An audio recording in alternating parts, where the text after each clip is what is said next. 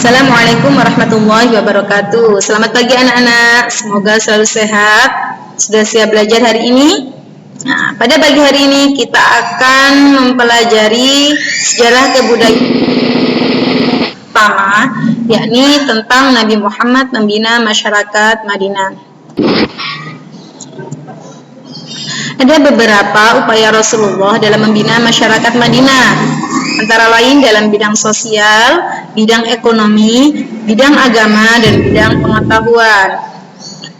Di bidang sosial, Rasulullah menciptakan kerukunan antar suku di Madinah. Jadi di Madinah ini ada dua suku yang terkenal saling berselisih, yaitu suku Aus dan suku Khazraj. Bagaimana Rasulullah mempersatukan mereka?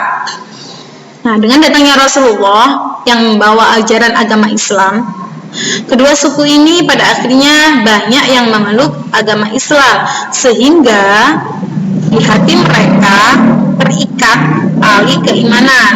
Nah, ketika mereka sudah beriman, akhirnya di hati mereka sudah tidak ada lagi permusuhan dan mereka akhirnya bisa hidup rukun di kota Madinah. Kemudian cara selanjutnya adalah mempersatukan sahabat Muhajirin dengan Ansor dengan melalui pernikahan. Jadi kalian masih ingat sahabat Muhajirin itu siapa?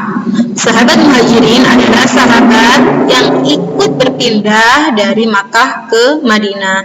Sedangkan sahabat Ansor adalah sahabat yang menolong Rasulullah dan sahabatnya di kota Madinah. Ini ada beberapa contoh sahabat. Yang pertama adalah Abu Bakar dengan Kharijah bin Zubair, Umar bin Khattab sebagai sahabat Muhajirin dengan Itbah bin Malik sahabat Ansor, Utsman bin Affan dengan Aus bin Sabit. Selanjutnya di bidang ekonomi, Rasulullah membangun masjid. Jadi pada zaman dahulu masjid adalah pusat dari peribadatan, tidak hanya sholat saja, tapi musyawarah, kemudian belajar, semuanya itu dipusatkan di masjid. Ada masjid yang pertama kali dibangun oleh Rasulullah di Madinah pada bulan Rabiul Awal tahun 1 Hijriah atau September 622 Masehi adalah Masjid Nabawi.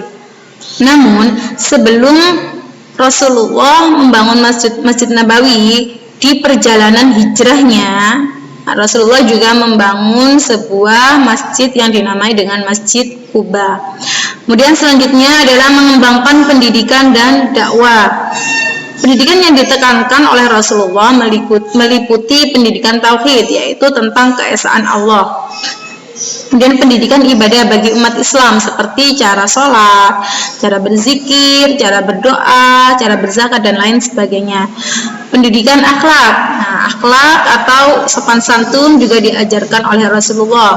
Kemudian pendidikan sosial kemasyarakatan, bagaimana kita hidup bermasyarakat, hidup rukun dan sebagainya. Kemudian yang terakhir adalah pendidikan ilmu bela diri, karena kita tahu pada zaman Rasulullah masih sangat sering adanya perang. Jadi mereka juga dibekali oleh ilmu bela diri. Kemudian di bidang pertahanan, pertahanan pertama yang dilakukan oleh Rasulullah adalah pertahanan iman. Jadi Rasulullah itu menguatkan iman umat Islam di Madinah dulu. Kemudian sistem pertahanan yang digalakkan Rasulullah lainnya adalah bidang militer. Apa saja? Yang pertama adalah bermusyawarah dalam menentukan taktik militer. Jadi Rasulullah itu juga orang yang sangat ahli dalam menentukan taktik militer. Bahkan di beberapa pertempuran Rasulullah menjadi pemimpin dalam suatu perang. Kemudian mengusahakan mengalahkan musuh melalui diplomasi politik. Jadi sebelum Rasulullah itu memutuskan untuk berperang, beliau selalu mengirimkan salah satu anak buahnya untuk melakukan diplomasi politik. Jika suatu masalah itu bisa diselesaikan dengan diplomasi, maka Rasulullah tidak akan melakukan perang. Namun jika terjadi pertempuran, maka Rasulullah selalu mengusahakan untuk meminimalkan korban. Jadi setiap perang itu Rasulullah selalu mengingatkan untuk tidak menyerang kaum yang lemah, kaum yang sudah mengaku kalah atau anak-anak dan wanita. Kemudian tidak mudah marah dan terpancing emosi. Pendelegasian kepemimpinan pasukan tempur, membawa tradisi baru, tujuan peperangan yakni jihad untuk membela akidah Islam. Jadi bukan semata-mata perang itu untuk meluaskan wilayah Islam, tapi untuk membela akidah Islam.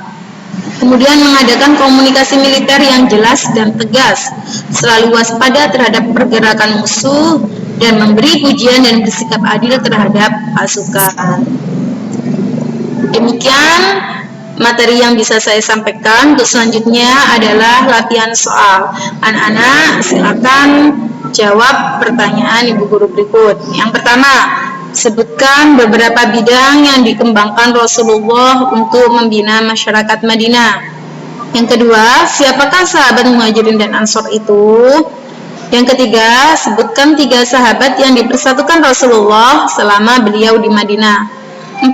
Apa nama masjid yang pertama kali dibangun di Madinah? 5. Sebutkan pendidikan yang ditekankan oleh Rasulullah. 6. Kapan Masjid Nabawi dibangun? 7. Apa nama masjid yang dibangun Rasulullah dalam perjalanannya ke Madinah? Dan 8. Sebutkan 3 contoh upaya Rasulullah dalam bidang militer. Silakan dikerjakan di buku tulis, dan untuk pengumpulannya akan diinfokan wali kelas masing-masing. Sekian dari saya, semoga bermanfaat. Wassalamualaikum warahmatullahi wabarakatuh.